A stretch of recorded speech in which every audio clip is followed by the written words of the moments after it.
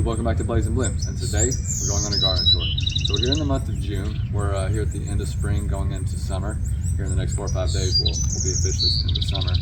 And things are about to heat up, so we want to get out here and get some great shots of what's in flower in June before it gets too hot.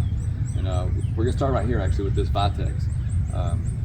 This is a Summertime Blues Vitex, and this is its 4th season it's in right now, and it's pretty tall. It's actually probably about, I don't know, 14 foot tall probably. If we can pan up, you can see all the kind of how floriferous, how many flowers it has on it. It gets much bigger than it states on the packaging of 6 foot, but it can be kept way shorter. That's really what it means. It's like I actually have to cut this one back all the time because it's more of a dwarf, or not dwarf, but it's more of a bush variety, and it constantly wants to flush out new growth under here, which is different versus the other ones. And I'll show you. I'm going to jump over and I'll show you the form factor differences between the 2 different shrubs of that. The Vitex is from Agnus-Castus and Summertime Blues. You'll see how one's more rounder, bush shape, the other one has that more base shape. So let's go ahead and jump over and I'll show you. All right, now that we got the camera in a bit better position, you'll be able to see the Vitexes. I've got 3 of them. 2 of them are Summertime Blues, which is the from Southern Living, and that's that one over there, the bush forming one, way over by the driveway, and then the big one up by the house, which where I started the video at. Those 2 are both Summertime Blues, and the way that the shape it likes to make is this one over there by the driveway. That's the natural form. I don't cut on that one at all. So it really likes that globe shape all the way from the ground up.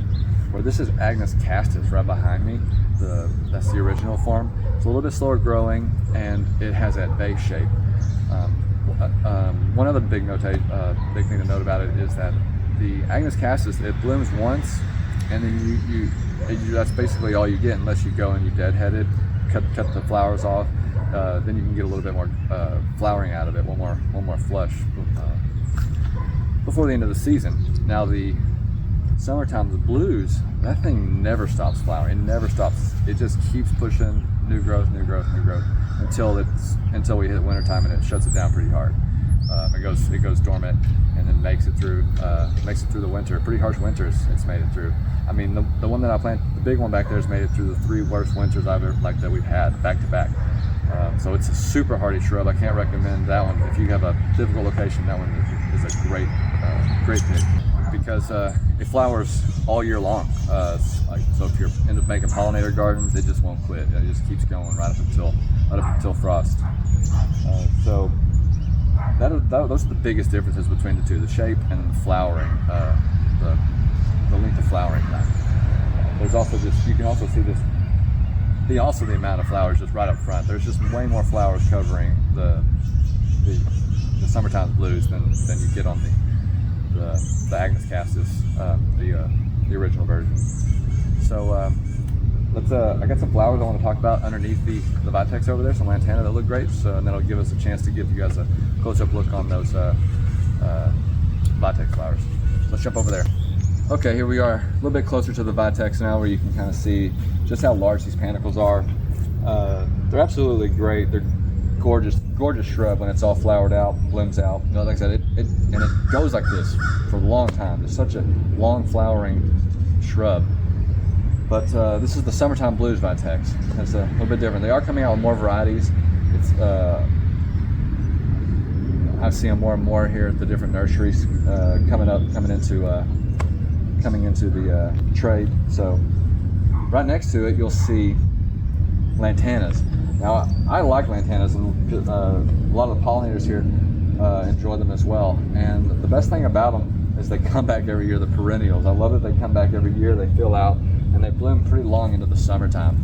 So they add a great pop of color, and I need to come in here, and I'll probably continue with some more Lantanas around this area.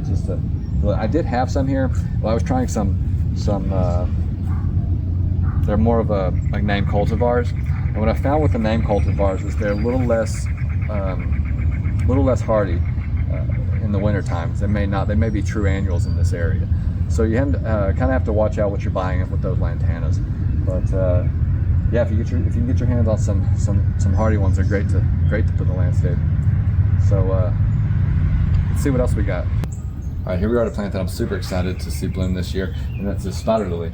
We've actually had it here a couple seasons now, and I wasn't sure whether or not it was gonna acclimate to this area with it being such a full sun location, but it's really done great here, and I'm really excited to see it flowering. It looks great amongst the Sunshine Ligustrum and this Artemisia here. So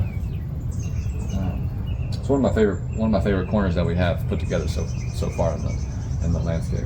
This rock rose is what it's called. It's a type of hibiscus. I really like the look of it because it kind of has like a Hawaiian look to it. It gets really big though, so it'll be 4 foot by 4 foot wide. Comes back every year. It's perennial. It's a great looking shrub. We just planted the elephant ears in the back this year, and they look great. I mean, I think it was like 4 months ago we dropped that bulb in the ground, and now it's got all those leaves on it. I don't expect them to be very big this year. I'm hoping next year they get even bigger. You know, first year planting, it'll be establishing roots. So next year I really expect them to be massive. But we'll see, fingers crossed, right? And then I got this really interesting, I got some variegated zinnias that we planted up that we have coming along. And I just absolutely love the way that's looking and coloring up. So we can't wait to really get that, to get those going. We've got a bunch of them planted up over there. Lots of flames we've got planted up and just ready to get in the ground and give away, or let the neighbors have, things like that. So let's jump over to another location. I got something really cool to show you.